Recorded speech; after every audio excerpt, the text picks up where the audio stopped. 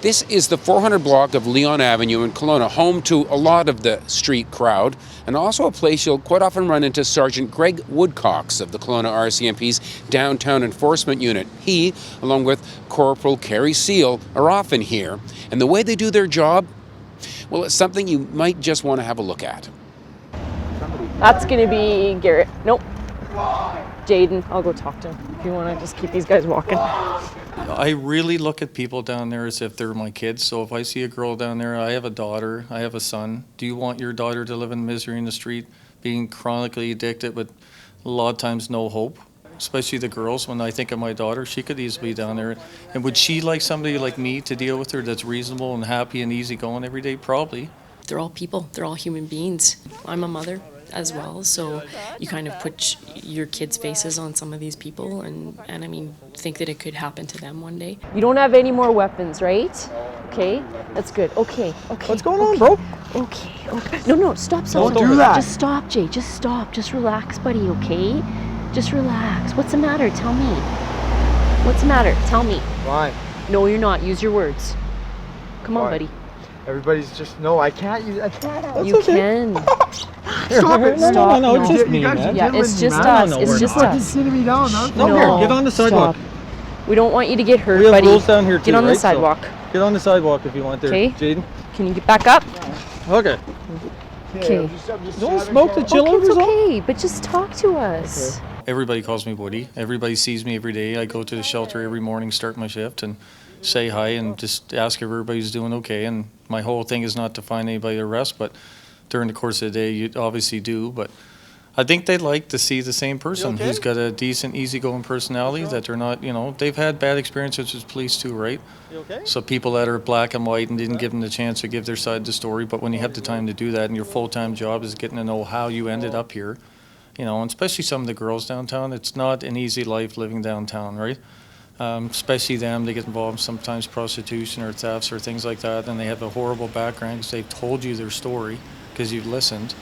You really judge that person differently, and there's a lot of discretion used sometimes. Maybe you'll catch somebody doing something, you'll think, well, maybe this isn't the best day to arrest somebody, or they're having a horrible day or something. You get to see how they are normally, and then they're having a bad day, then you appreciate that, right? And you take the appropriate measure, and it's not always enforcement, right? Remembering people's first names is a big part of it. Huge. And you were saying Woody's got a bit of a... He's got a photographic memory, so if he sees a person and learns their first and last name, he doesn't forget it. So that's key, I think, to this type of work, removing that anonymity from the folks in order so that when someone has been identified as being part of that criminal element and they send out, these pictures and stuff saying, can you identify this person or this thief, this guy does it every time. I think he's like at 98%. Hi, Melissa, honey. How are you? Okay. I'm a better friend to them than some of their peer group, because the peer group is all, especially the chronically addicted people, like they basically steal from each other, they trust each other, and when they trust me as a police officer more than some of the people around them, like that says a lot. And when I pull my van downtown, people run up to my door, have to take a number sometimes. There's just 4 or 5 people waiting to talk to you because they know if they're going to ask you for something in that you'll make every effort to do it, and you just won't blow them off and say, I'll deal with it later and not. There's a reason why they come to the same couple of us, because they know what to expect and they know that we actually care, and all we want at the end of the day is for them to get their life on track. Hey buddy, I haven't seen you forever. They'll come to us and they'll say, hey, what is that thing that I was supposed to do to get housing? So we'll get them in touch with someone to get their VAT interview done. We'll get them in touch with someone who might be mental health and substance abuse if they're ready to talk to you.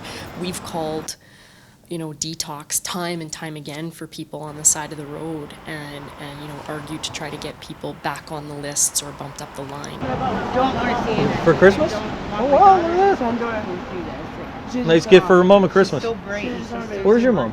And if you're decent and reasonable and listen what they have to say, you'll have no problem. But that takes time too. You just build relationships over time, and they know what to expect from you every day, right? And that's the advantage of working down there every day with the same group of people. Well, let me ask you this. If you didn't get arrested for this, would you be signing up for detox this quick? Honestly. Probably not, no. So getting arrested actually may have helped you. Yes. It's pushing it forward, yes. There is an end to it. There are folks that have come out of it okay. And I think that's what keeps us going, is the potential that someone's going to come out of it okay, that we're going to find that right combination somehow if we just keep at it. Nice seeing you, man. All right, take care.